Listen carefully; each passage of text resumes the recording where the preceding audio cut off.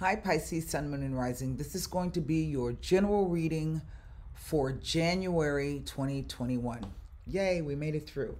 I am working today with the Impressionist Tarot. I don't know if you guys remember that deck. Okay. And of course, I will be working using the La Vida Sibila, and we'll be wrapping it up with the Golden Nostradamus card. So let me turn the camera around. I'm having a difficult time. I'm redoing my office, and I'm having a difficult time getting the right lighting, the right angles. So just kind of bear with me, okay?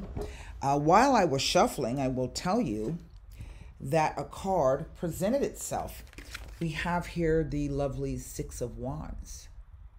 Okay, so if some of you have been waiting on news of a promotion or a raise or a conquest of some sort, some kind of achievement, any kind of recognition, really, it could be the idea that maybe you're graduating or getting some kind of certificate or something. Here it is, and this falls in the center of where we are now. Okay, we're doing a mini cross, so the next position will be at the top. This is what we think we know, or the energy that could come in. This is the unknown factor, so to speak, at the top. So let me get one more rifle on that. Welcome new subscribers to the website. Welcome new followers here, subscribers here on the YouTube channel, and those of you following me on Twitter. Thank you so much. Wow, there is the Empress. Yes, I love to see this particular Empress come out. Here, the foundation of what we stand on, what we know. The Two of Swords, which tells me in a roundabout way that you have a bit of doubt at the moment. Near past or distant past. Queen of Swords. Wow, that's quite interesting. Near or distant future. The Three of Cups. Now, that is quite interesting. I'm throwing this out here. I always get bashed for when I talk about pregnancy. Somebody's like, you're always talking about pregnancy, and I'm way past that. Okay, well, so this ain't aimed at you, right? There may be some news of a new birth coming. All right. If it is not that, we're definitely looking at some kind of new project. My question is, what is the Two of Swords about? What doubt do you have? Okay. And for me, I'm not reading these as two separate individuals, okay? This unknown factor, you know what this card says, this unknown factor? It says that you deserve a life well lived. Let me make sure I get it right for you here. Remember that your physical surroundings serve as a reflection of your personal values too. So if you see a disparity between the life that you want and the life that you have created for yourself, it is time to make a correction. I don't know. I just get the sense that for some of you, whatever this thing is, you kind of feel like it's not enough, or maybe you're doubting that it's going to be enough. But here we have this Queen of Swords.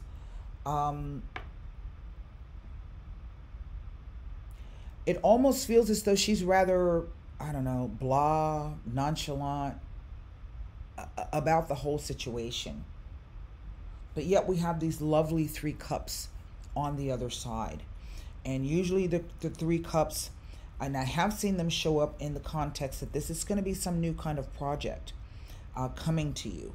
These two things that make a third thing. There will be emotions involved. I don't know if this is something creative. There's not a lot of wand energy here except for what we have in the center, but it's 6 of them, right?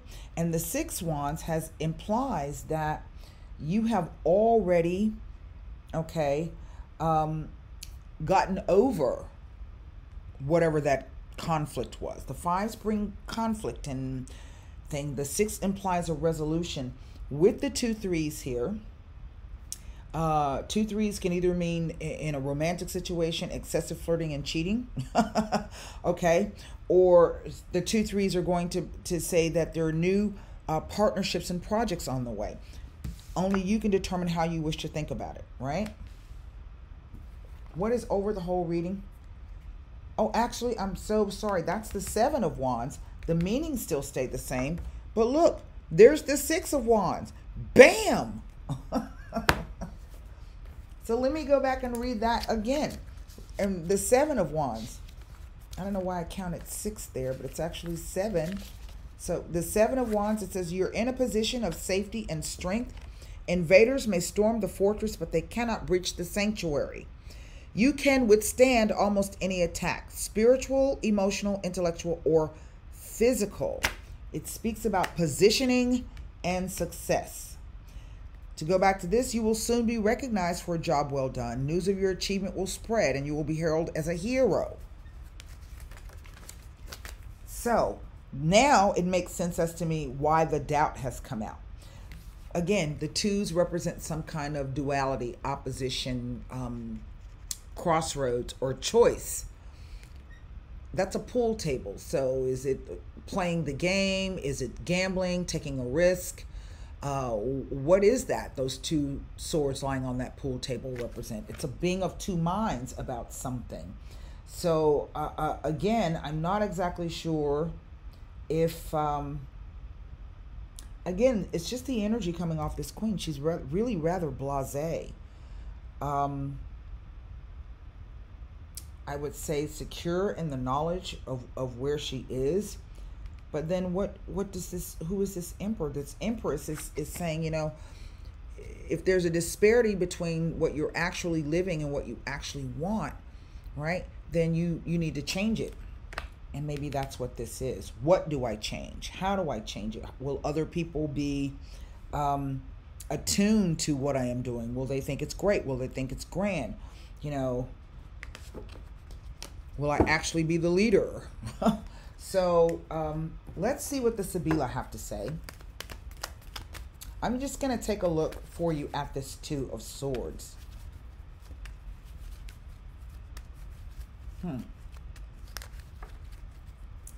I just, you know, it's really difficult for me to ignore this energy of this Queen of Swords.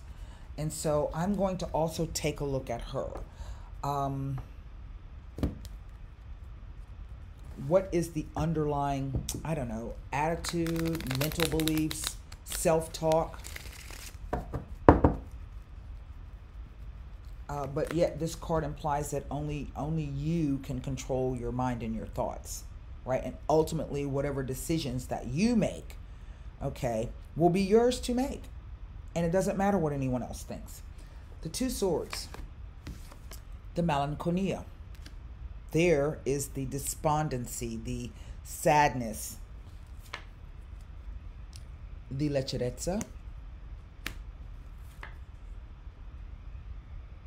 and the limoneo. Wow. Let me take a look at this Queen of Swords here. That is very interesting. Sometimes this combination of the leggerezza, limoneo, well, let me back up off of that until I get the rest of these cards down, okay?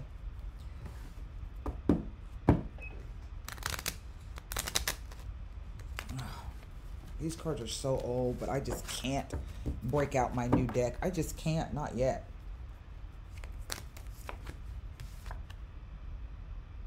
The desperate jealousy.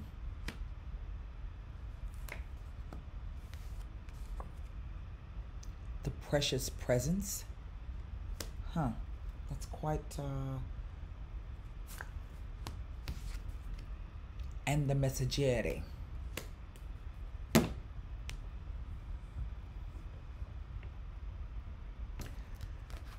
The leggerezza. I mean, this is somewhat self-explanatory, right? Melancholia, the sadness, the depression, the anguish over something that you've lost that's dear to you. That could be peace of mind. The Leggerezza speaks to carefreeness. This is having made a mistake, a one-off mistake, not something that is a continual thing, right? And so it kind of says that it's really not as bad as you think it is. So there was a mistake made. This mistake has to do with some type of either, well, contractual issue. This card, the old meaning is a wedding or marriage or proposal. But in real life, what is a wedding? What is a proposal? What is an engagement except a contractual issue or like a promissory thing? Yes? So even in business, this card applies to the same thing, however you want to view it. I think that what I find to be the most compelling, I'm trying to learn a new word today instead of interesting, is this desperate jealousy. This is the card of extreme anxiety, worry, and fear. This is the idea that you can't stop thinking about something over and over and over again. In other words, the windmills of your mind.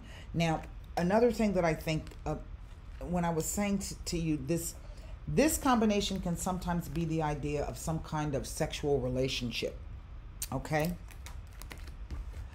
But these two cards can sometimes be the idea that maybe someone has lost a large amount of money or lost something of a treasure, whatever that could be.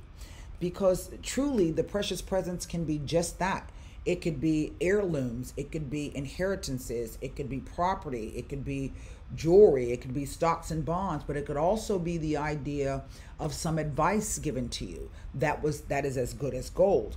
But we see here with the desperate jealousy, someone who is trapped in the windmills of their own mind. You know, I've seen sometimes this card show up when it speaks to someone having committed suicide, but this will usually be over some kind of great financial loss. And then we see the messaggere, the news coming from far away. It doesn't tell us where it's coming from. It doesn't really necessarily tell us what will be contained in the letter, but it definitely will have to do with this precious presence. And it may, in effect, kind of help to clear up, or even, and I have to be extremely cautious here, that you will receive some news of an inheritance that came by way of a passing. And in which case, you go from this to this. Okay? That is really quite an interesting read there. And I just want to grab something to make sure that I'm giving you, because I want to be extremely careful about how I'm presenting this card to you. Because it could very well be like a legal matter, okay? I don't know if that's an 8. My cards are so old, I can't.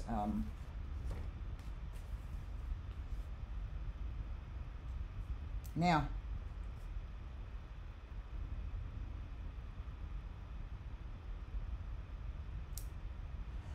it indicates not being able to see past the present moment and being stuck in the past. It heralds tears and deep worry and many hours spent crying. It can even point to substance abuse. It can also be a warning that you may be involved with extremely toxic people or a toxic environment, and that the people you've been involved with, I don't know, are deeply envious of you.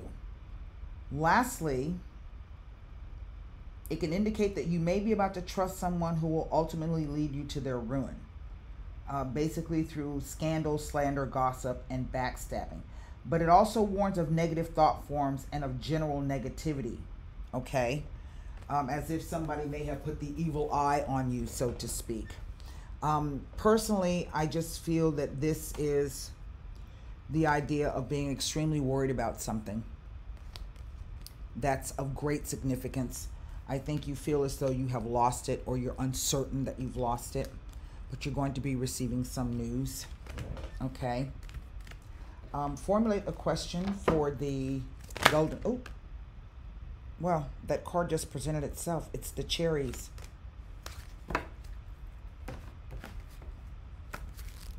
the cherries. He who believes everything with ease will often be seen reddened and teased. Perhaps you are too trusting and or not worldly enough.